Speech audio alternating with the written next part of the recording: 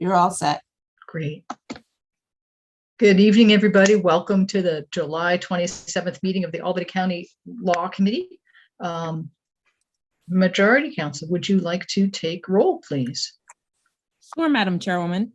Ms. Platsky, Present. Cunningham. I see her. I'm sorry, here. Hi, Joanne. Bergdorf, Here. Feeney, Here. Kuhn, Here. Mayo, Here. Peter, Ricard, Present, Madam Majority Council. and Whalen.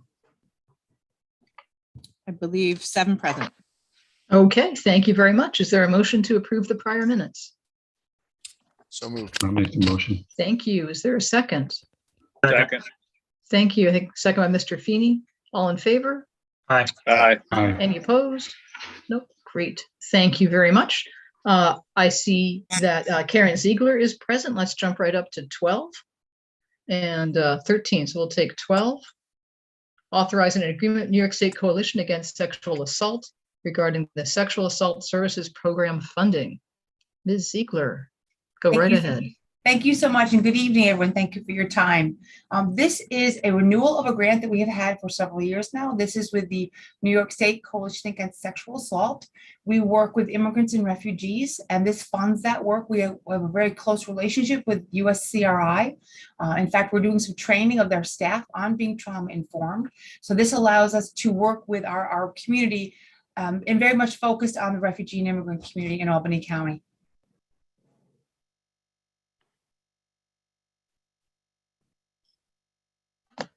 Are there any questions for Ms. Ziegler? Is there a motion? Motion. Thank you, Second. Mr. Feeney. A second? I'll second. Thank you. I'm not sure who that was. All Mayo. in favor? Aye. Okay. Aye. Any opposed? No. Thank you very much. And Ms. Ziegler, item 13, an agreement with New York State Office of Victim Services regarding the Victim and Witness Assistance Grant Program. Yes, thank you so much. And I really, again, I appreciate the your flexibility in allowing me to go tonight because this was a very late addition and the state made this award very, very late in our process. And there's an October 1st start date. So it was so critical. Thank you so much for your flexibility. This is our largest grantor. This is a 3-year grant from the New York State Office of Victim Services. This funds every single position that we have in Albany in crime victims. This allows us to do our case management, our hotline, our therapy, our court advocacy, the campus work that we do. So this is a huge grant to us, and it's wonderful that we've had this. This is actually an increase over our current award, and we're looking to add 3 positions. We're looking to bring up the current Safe Harbor coordinator who is out of DCYF. They've had their funding cut over time. So we're looking to bring that person into us. It makes a great deal of sense to have that position under crime victims so that we can support that individual with our whole team. We're looking to add a caseworker because we are so busy. And we're looking to add 1 position that's kind of a hybrid. It's volunteer coordinator and campus work as well, because we've had more requests for campus work than we can have capacity for right now.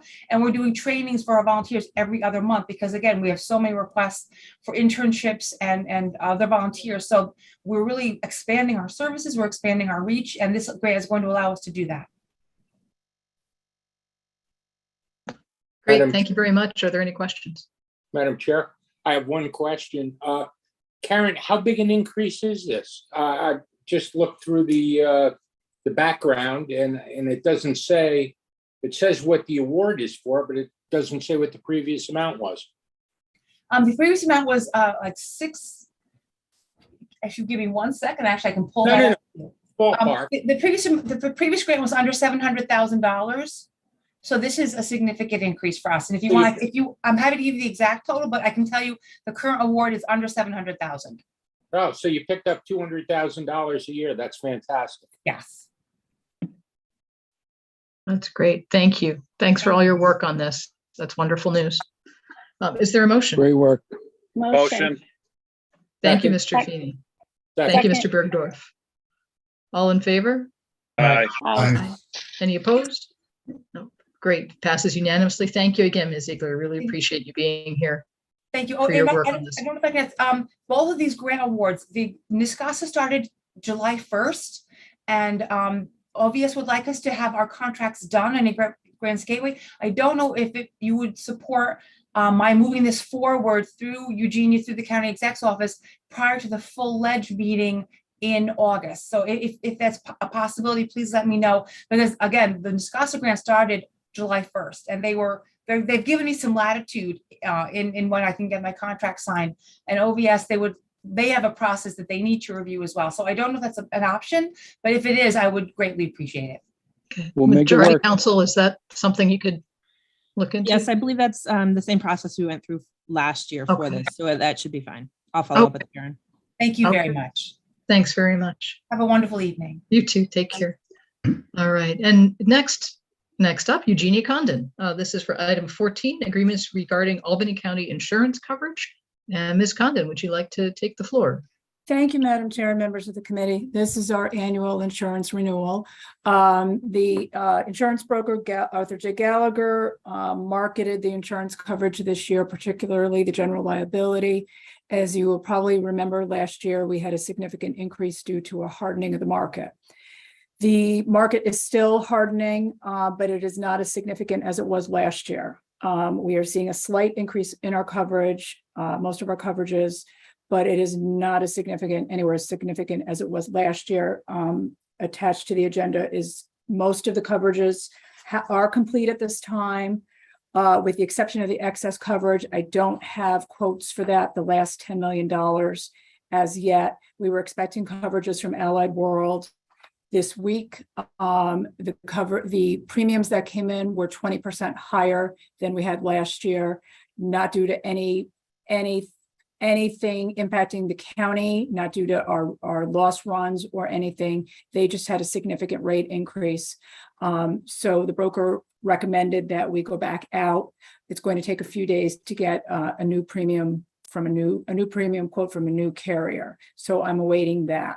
Otherwise, Safety National remains the recommended carrier for our underlying excess coverage, with a split in coverage for our initial $5 million excess carriers. There's going to be a recommended split for law enforcement coverage and non-law enforcement coverage, which would be the GL and the auto. And then we're awaiting coverage for the remaining $10 million excess coverage, which we should have quotes in the next few days.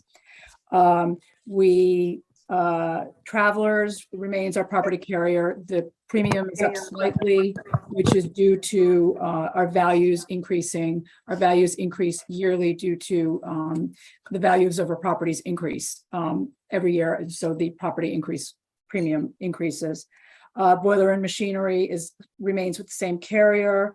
Crime remains stagnant.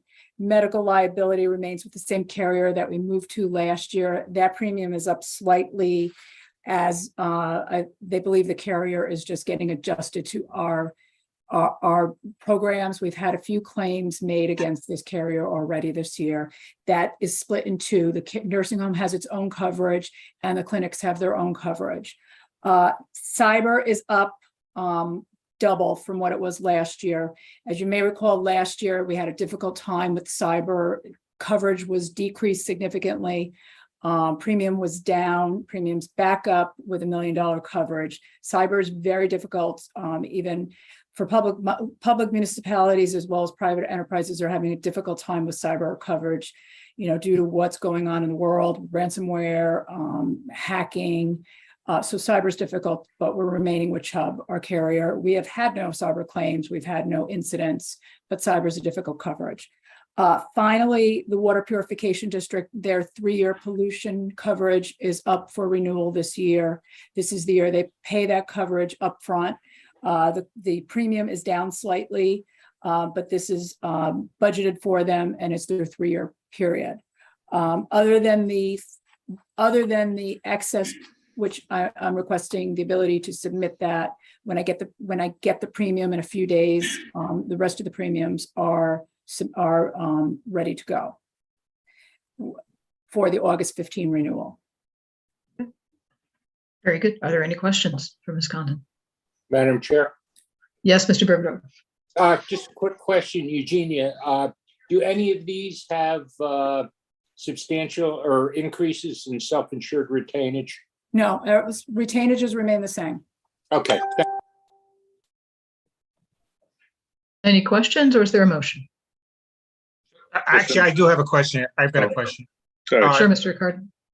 Thank you, Madam. Just a quick question, Eugenia. So you said you're waiting for 2 quotes, is that correct? Well, I'm waiting for the excess quote. We have 10 million, the final 10 million in excess.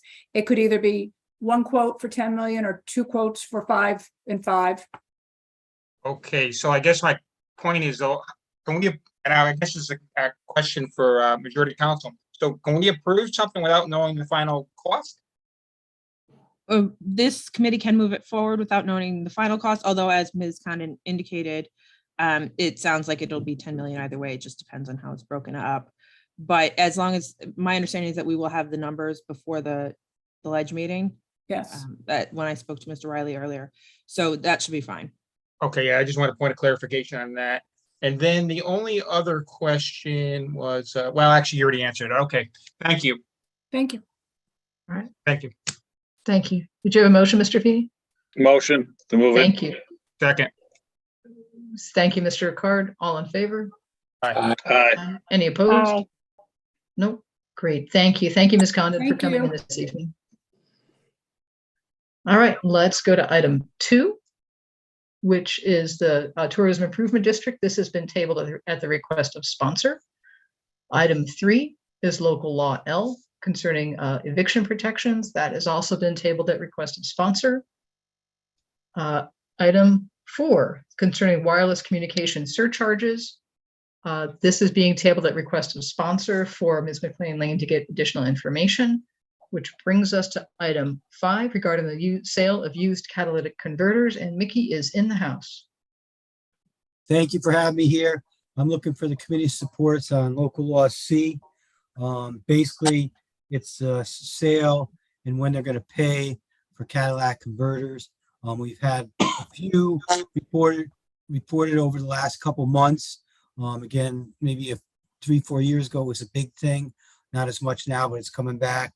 I was driving back from Long Island in June, and I was listening to NPR, and someone was trying to steal a Cadillac converter from some neighbor.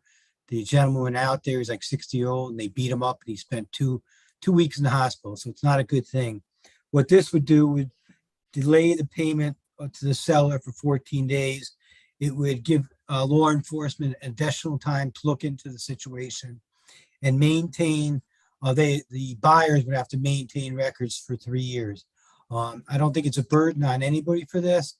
It's just something that we can tighten up and discourage the stealing of Cadillac converters. What I've talked to council and stuff, it seems like this is a pretty clean cut. But I would ask the committees to support it and also the full legislative body. Thank you. Okay, thank you. Mr. Joyce has a question. Andrew? Hey, good evening. And not so much of a question, more of an observation. Mr. Cleary covered it pretty effectively. But this is something that we've noticed, throughout the pandemic, a rash of, the return of the thefts of catalytic converters. Many of us have Nextdoor accounts, and they track what's going on in our neighborhood. And through Nextdoor, we can find out kind of real-time crimes going on in the neighborhood and in our districts. And there have been a few of these thefts that have happened in my district up, in Albany, on the Whitehall Road area. And within the past week, there was one in Ann's. So as it's been described to me personally, it's kind of like a wave that's been going on. And if we can give individuals pause on these to find out where they're coming from, I'll be able to stem the crime wave that's currently occurring in Albany County. So thank you, Mr. Clear, for putting this forward and express. No, we just lost you, Andrew, but I think you had wrapped up. Thank you. Madam Okay. Chair. Is there a motion? Oh, sorry, Yeah. Mr. Bergdorf. I'm going to support this, but I just wanted to ask Mickey, who are the people who generally buy catalytic converters in Albany County? And are there comparable people in Rensselaer, Saratoga, Schenectady County that could easily purchase the item and get paid within 14 days, are we creating some sort of a problem for businesses here in Albany County? I think it's recyclers, scrap recyclers, and then some of them that rebuild them actually. They're legitimate businesses. I'm not sure, the businesses in the other counties, but if they don't have this law and we get the law and they start going there, hopefully that'll encourage them to pass the same law that we have. Okay. I will support this law going forward. Thank you.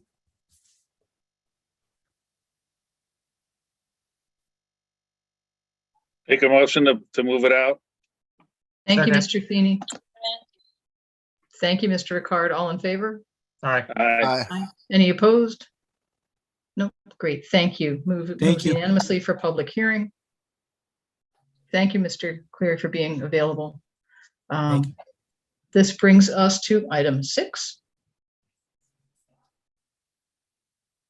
Local hearing, proposed local law E in the omnibus human rights law for Albany County. And Carolyn, Ms. McLaughlin, are you here to speak on this evening? Yes, I at this point, thank you all for giving me an opportunity to be here again.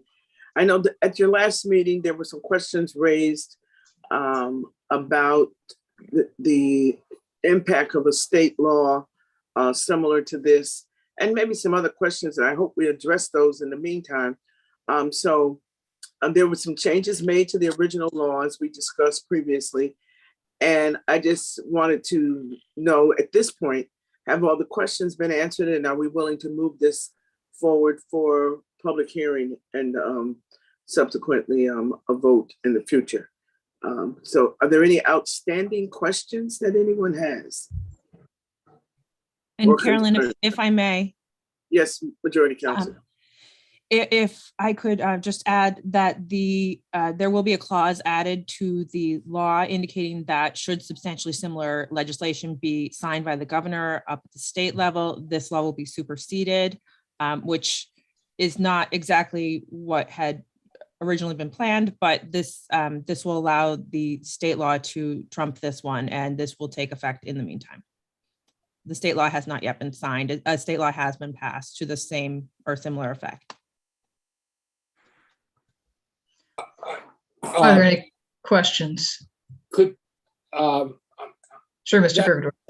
that was my main concern, was the fact that we not have a patchwork of laws.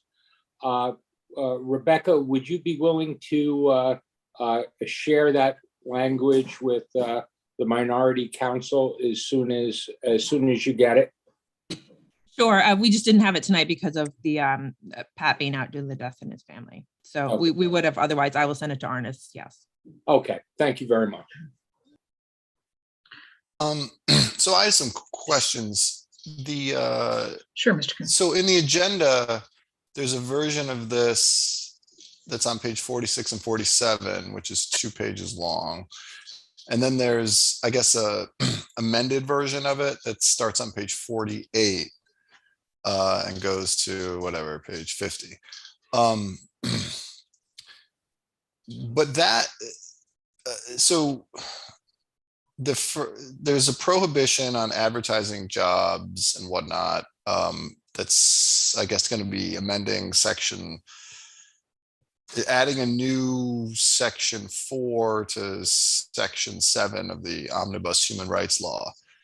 But then there's a section 3 of this legislation would amend section 9 of the omnibus human rights law to add some language about any person who is aggrieved by an unlawful, well, I'm not going to read the whole thing, but there's these 2 new clauses that I guess are being added to section 9. So just as a point of information, what's the deal? Like, this doesn't seem, this section 3 enforcement doesn't seem to be limited to this issue of disclosing salaries. Is this just new language that's going to be added to this omnibus law? I'm not, majority council address that because I'm not sure if they're being. I'm looking at the language now, and I believe that was added just to provide for enforcement. So it's in the enforcement section of the omnibus human rights law, as opposed to solely within, I mean, because of course, all of this is amending the omnibus human rights law. So it's kind of getting piecemeal pushed in there at this point, prior to codification and all of that. So it is all together. It is all relating to the same topic as every local law has to be. I guess I'm confused by your question, perhaps. Sure. Well, okay. At the most basic level, does this language in section 3 of this statute, enforcement, these two paragraphs, section 1 and section 2, do these currently exist in the omnibus human rights law? Not to my knowledge, no, because they're Okay. specific to the salary disclosure law. Are they? Because it says aggrieved by any discriminatory practice set forth in this law. Any unlawful discriminatory practice? I'm not seeing anything in here about the salary disclosure thing. This just seems to be adding teeth to the omnibus human rights law, and the teeth that it's adding would allow anybody to go into court and to sue someone for violation of the omnibus, for any provision of the omnibus human rights law. And the first sentence is, any person who's aggrieved by an unlawful discriminatory practice set forth in this law shall have a cause of action in any court of appropriate jurisdiction for damages and such other remedies of law and equity as may be appropriate. So it sounds like what we're doing is authorizing somebody to go into Supreme Court, let's say, and bring a cause of action against somebody for violating the Albany human rights law. We can debate the merits of that, and that's something we should discuss. But that seems a pretty significant thing to be adding to this law as just kind of an adjunct to this thing about salary disclosure. Okay, I apologize. I misspoke earlier that it was solely related to the salary disclosure. Upon initial review, I thought it was, but I now recall Mr. Collins discussing this. We discussed it offline some time ago now, and it was to amend the entire human rights law, because my understanding was prior to this, the fine amounts were significantly lower, so as to not necessarily be a burden such that would actually cause people not to, or to comply with the law. My understanding is that was Mr. Collins' effort to put some sort of, heavy stick into the omnibus human rights law. Sorry about the confusion. No. It's fine. But this seems like a pretty fundamental thing to be adding, and kind of worthy of discussion, wholly separate from this issue of salary disclosure, which, as we've discussed, is probably going to be subject to an automatic sunset provision anyway. So putting the salary disclosure thing aside, now we're adding something to this law that basically, for any violation of it, is going to allow somebody to sue somebody else in court and to basically ask for damages. And I'm just not sure, as a matter of like, how are we calculating damages? What if somebody goes into court and basically presents this law to the judge? How many other county laws do we have that basically somebody can use as a vehicle to bring a cause of action? I think these are good points, that I think the intent was to provide enforcement for, I'll get to you, Mr. Joyce, right now, provide enforcement for this particular local law. I don't think the understanding was that this would be impacting the entire human rights law, but that's what this provision, in fact, I believe would do. Mr. Joyce. Hey, good evening. Thank you. I'm wondering if the way we can address this addition, from the most recent version separately, with the interest of moving this public hearing out tonight without adding more teeth to it. Do we want to move it out if this concern is out there. I'm sorry, Mr. Bergdorf. Oh, once again, when I reviewed the law, I was looking for underlined sections which were changes in the law. And I would just point out that in the draft that's in Granicus and on our tablets, this does not show as new language, or otherwise my radar would have gone up as well. And I thank Jeff for pointing that out. But there's also another issue that I have been made aware of, was that the state law, which has to be signed, I guess by the end of the calendar year, does not go into effect for 270 days. And the first component of the state law was that the Department of, I guess it is Labor, was going to put together a whole bunch of rules and regs and an educational program to teach or to guide businesses how to comply with the law. So one of the concerns that I have is I take a look at, and I'm doing this anecdotally, but that, Albany Med has 3,500 employees, and every posting for a job, a promotion, a transfer would have to be subject to this law. I mean, that's one business that could have thousands of potential compliance issues in a year.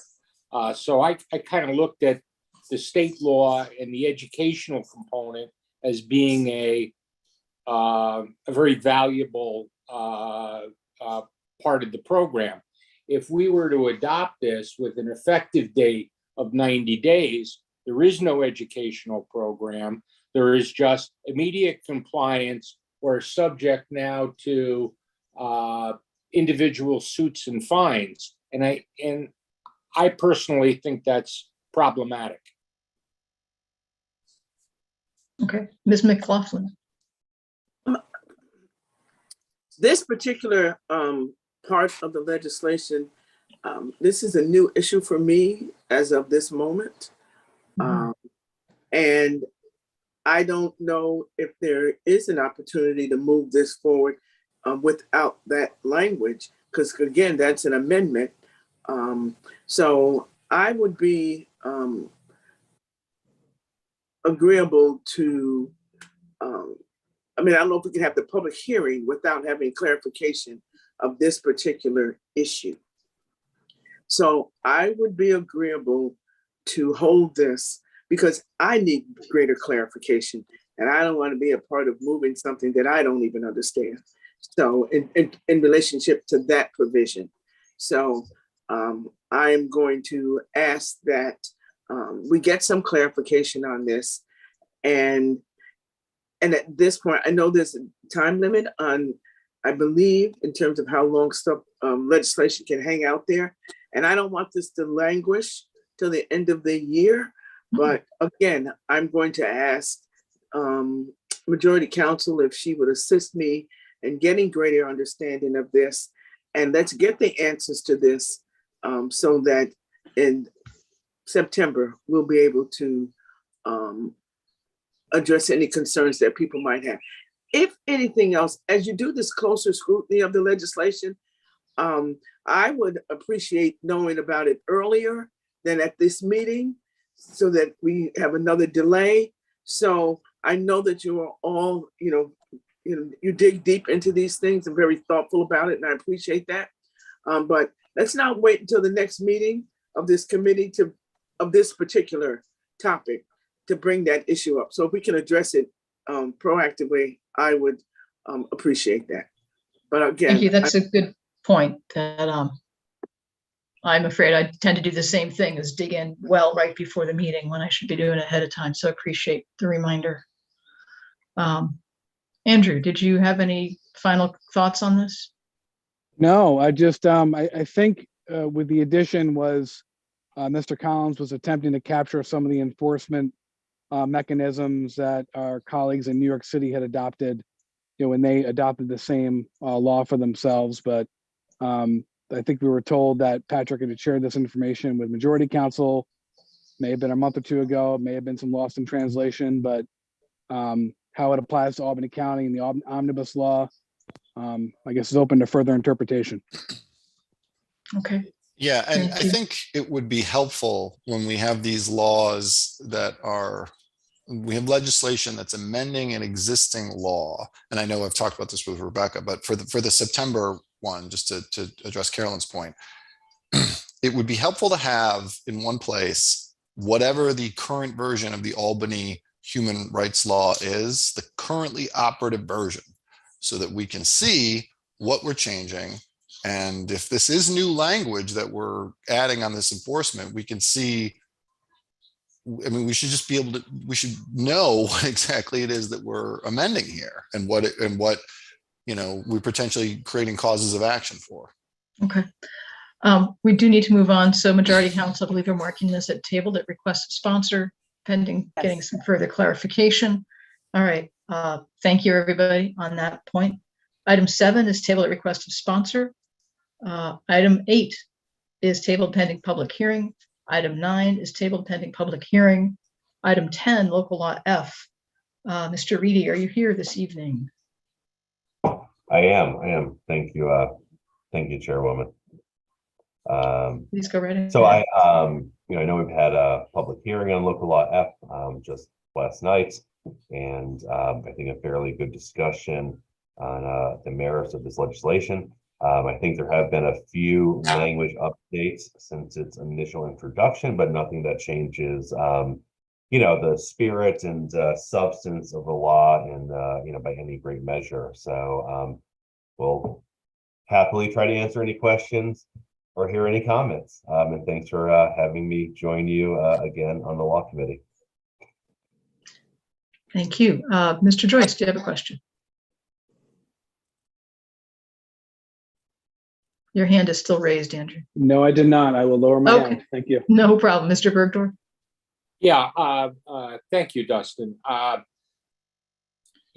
believe this proposed law is well-meaning, but in my estimation, it will be ineffective. The law has been amended so that it is addressing suicide and domestic violence, basically by posting notices, but ignores many of the root causes which are leading to gun violence in the city of Albany and Albany County. I will vote to send this law to the floor for further deliberation, but I realize in everybody's heart, they want to do something to be responsive to gun violence, but I'm not sure that this hits the mark, and that's all I'll say on this. Thank you. Mr. Feeney? No other questions. I'd like to move it. I have a question. We are over time, so a quick question. Yeah, it includes a penalty up to 15 days in jail for not having a poster. Does that seem sensible? Yes. Why? When we had somebody try to cut the throat of a U.S. congressman. He was out of jail in 3 hours. But we think it's okay to have 15 days in jail for someone who didn't have a poster? Mr. Reedy, if I could note that vehicle and traffic violations are violations, and violations themselves are all subject to up to 15 days in jail. So there is that as well. Yeah, I mean, I'm not sure what bearing it has. I am familiar that the chair of the candidates campaign there, that their office showed some interesting charges in that case last week, but I don't quite know what the bearing has on local law F. But thank you, Mr. Grimm. Mr. Feeney? My motion is pending. Great. All right. Is there a second? Second. Hard. All in favor? Aye. Aye. Aye. Any opposed? No. Thank you. Passes unanimously. Thanks, everyone. You're welcome, Dustin. All right, let's move on to item 11, local law G, regarding video conferencing. And Mr. Joyce, were you going to speak on this? Yes, I believe you all have a version of the new amended version for local law G. Again, we're adopting language that was created by the state that gives counties and municipalities the option to go remote and do hybrid type meetings going forward. In the interest of accepting some of the recommendations that were made over the past couple of months, I believe the version that you have before you as amended is strictly adhering to the state language and just kind of reflective of all the positive changes that we've been able to adopt over the past couple of years as we've been remote. We know that participation has flourished under these conditions, and we want to do the best that we can for both the public and the members to have that capability to participate in our legislative process. So that's all I had to say about it. Hopefully we can move this out unless anybody has any questions. Thank you. Mr. Ricard? Thank you, Madam Chairman. I have no problem with the new language. I'm still stuck up on section 4, though, number 6. I still don't, I guess, understand in today's modern world why, if you have a caregiving situation in particular, the individuals in Schenectady County, 2 miles over the border, as an example, you can't participate because you're not physically in Albany County. I think we're changing we want to strike that from what we're adopting. Okay, you're going to strike it because it's still in the language there. Okay, It's in, well, it should be in brackets, which means it's being removed. Yeah, an updated version was emailed just shortly before the meeting. So the Okay, language that's being stricken is that item 6, and part of the definition of extraordinary circumstances, the last sentence of that paragraph is also being stricken. Okay, so 6 is gone, and that's all I was Correct. concerned about. And Okay. what was the other one, Madam Chair? If you look at the definition of extraordinary circumstances, that final sentence that says this term shall not include pre-planned events which are not medical in nature or employment or professional responsibilities, that has been stricken. And I'll Ms. just note for Cunningham. everybody on the record that this is a starting point for us, and we understand participation has been great, and we want to make sure that we can maintain that level of participation going forward. But this is a starting point, and I expect this conversation to continue and to mature as the months go on here. Great, thank you, Mr. Joyce. Ms. Cunningham? So just a question, and I'm glad to see the Albany County location thing was deleted. But that section that sentence that you just referenced, so this shall not include pre-planned events which are not medical in nature or employment or professional responsibilities. So that's being deleted. So the intent there is to allow someone who has, say, a professional event not in Albany County, who's away from Albany County, but could participate remotely, to enable them to participate. Is that the intent of that as an example? It's part of it, I'm sure. Okay, thanks. I mean, as COVID and the capability that we gained through COVID and the pandemic to meet remotely and to legislate remotely. During the pandemic, I was all over the state of New York during those initial days of the pandemic. And yes, I had to dial into legislative meetings all over the place. And we need to do the best that we can to take those lessons learned and the good lessons learned and move those forward. But I think this is a starting point for the conversation to whatever construct that we adopt here in the county going forward. Right, Okay, right. But, right. Okay, go ahead, Joanne, then Dave. Okay, just one more thing, since I didn't get to ask my question before, I just want to say thank you to legislator Dustin Rady. I think his bill will actually potentially have an impact and save lives. And you know what? If it saves one life, it's worth it. So thank you, Dustin. Thank you, Joanne. Sure. Mr. Mayo. Yes, yeah, I know we're running over. Just a quick question. And section 4, subsection 4, the public body has a minimum number of members physically present to fulfill the public body's quorum requirement. I'm just not sure what that means. Does that mean you have to have 20, say 26, I believe is a quorum, physically present, say in the legislative chambers? That is And then- correct. That is directly from state law. So you have to have a quorum of the full body actually physically present in the chambers or in the caucus room or wherever. Otherwise, you can't have video conferencing at all per the state law. Okay, thank you. Okay, is there a motion? Motion. Thank you, Mr. Ricard. Is there a second? I'll second. Second. Thank you, Mr. Mayo. All in favor? Aye. Aye. Aye. Any opposed? No, great. Thank you. Passes unanimously. Thank you, everybody. My apologies to Rules Reform Committee. And have a nice evening. Oh, is there a motion to Thank you. close? Motion. Thank you, Mr. Feeney. Thank you, Mr. Kuhn. Thank All in you. favor?